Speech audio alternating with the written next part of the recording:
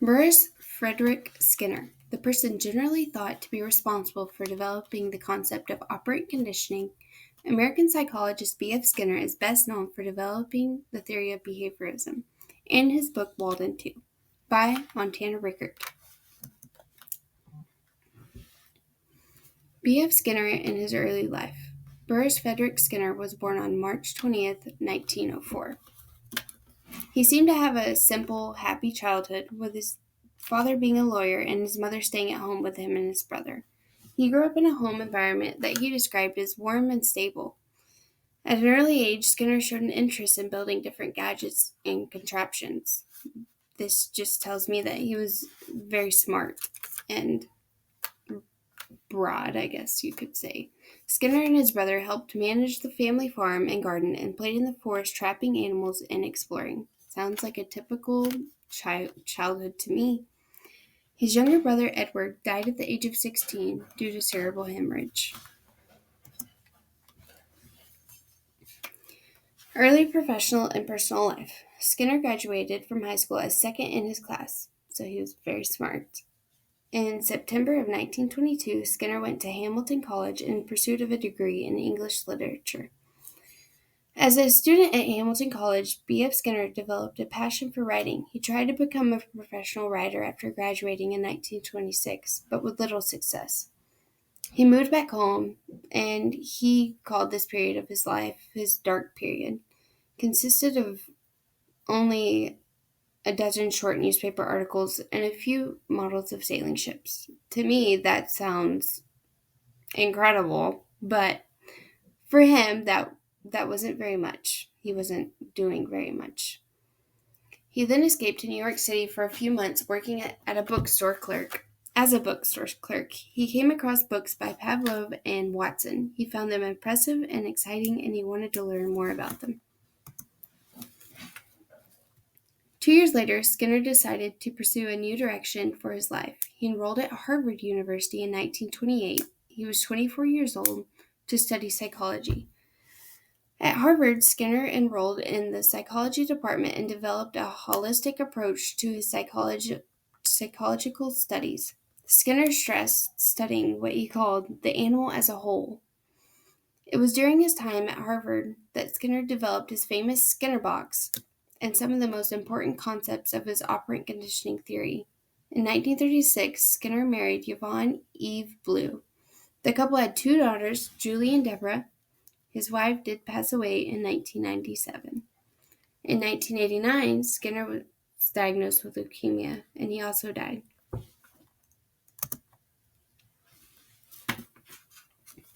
His first job as a professor was at the University of Minnesota, where he worked from 1936 to 1945. Skinner also published his first book in 1938, The Behavior of Organisms, which detailed his theory of operant conditioning and hypothesis that activities were controlled by consequence. In 1947, Skinner moved to Indiana University and worked for 2 years as the head of the psychology department. From 1949 until his death in 1990, Skinner worked at Harvard as a tenured professor. During his return to Harvard, he cultivated the material that became Science and Human Behavior. The Skinner box is a scientific contraption that Skinner used to observe the behavior of test animals. The Skinner box is another claim to fame. Skinner could verifiably and consistently predict the behavior of rats in the Skinner box experiments. He found that rats that were starved for 24 hours all pressed the food release bars at the same rate. This was the Skinner box over here. It had light. This is a lever that they pushed. The food came out here in the dispenser, the water dispenser, and an electric grid. Skinner also built an air crib for his second daughter. The crib was heated and had plexiglass windows to observe the baby. Skinner's second daughter, Deborah, slept and played in this new crib during the first 2 years of her life. By all accounts, she had a healthy, happy childhood and adulthood. The cribs were commercially produced, and it is estimated that over 300 children were raised in them. Psychology Today ran a short piece on the air crib, where the authors tracked down 50 children that used the air crib. The results for these children were positive, and the parents enjoyed using the crib. Skinner's wife, Yvonne, also believed it was superior to a standard crib. And this was a picture of the air crib there. They even had a little mobile in there. Operant conditioning. The theory of B.F. Skinner is based upon the idea that learning is a function of change in overt behavior. Changes in behavior are the result of an individual's response to events that occur in the environment.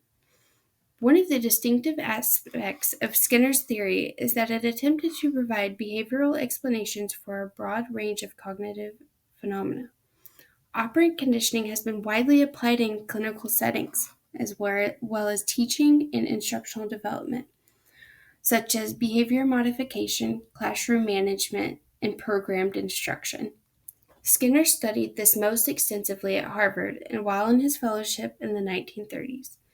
Skinner's theory of operant conditioning and his many writings explaining it are one of his claims to fame. Walden 2. Skinner was a prolific writer in his lifetime. He published 20 books and 200 articles. No wonder he thought that only 20 articles in the beginning was not efficient enough. Walden 2 is a utopian science fiction novel by B.F. Skinner.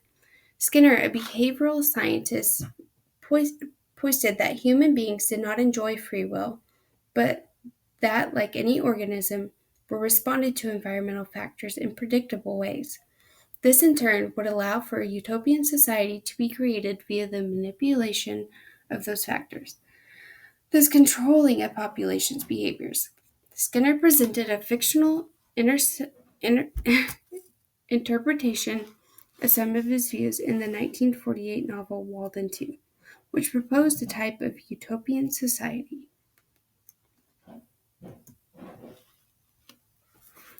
Pioneers in educational psychology who influenced Skinner. Skinner was heavily influenced by the work of John B. Watson, as well as early behaviorist pioneers Ivan Pavlov and Edward Thorndike. Ivan Pavlov developed the theory of classical conditioning. He discovered that dogs could be trained or conditioned to salivate when a bell rang if feeding was consistent, preceded by a bell ringing. Salivating at the sight of food when hungry is a natural response. So by pairing a natural response with an artificial one, in this case, a ringing bell, the two become associated with one another. As in Skinner's operant conditioning, the learned response is conditioned or shaped. Edward Thorndike developed the law of effect, which suggests that any behavior leading to a positive consequence will be repeated. John Watson basically laid out the framework for Skinner's operant conditioning.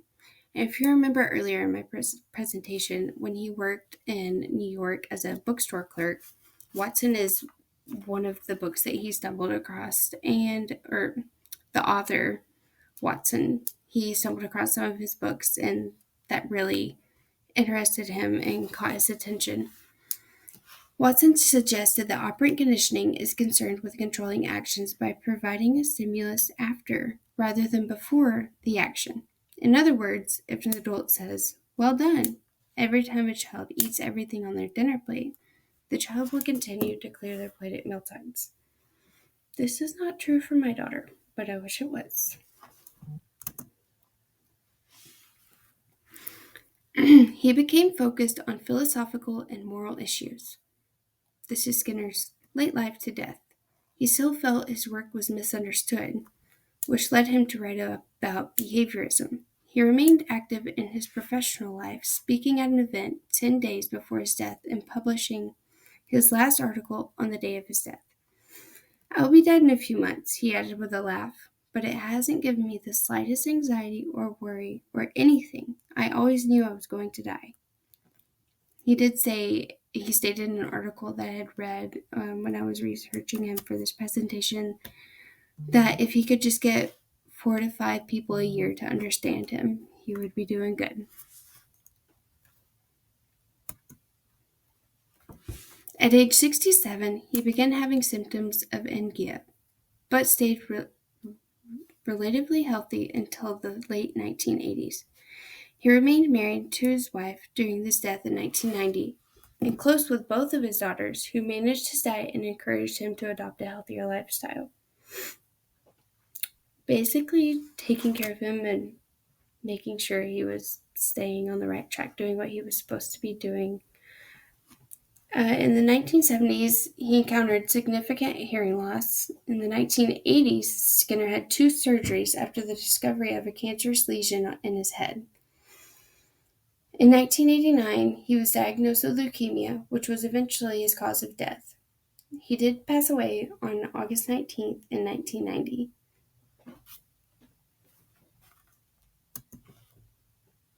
Here's my bibliography, and that is my presentation over British Frederick Skinner.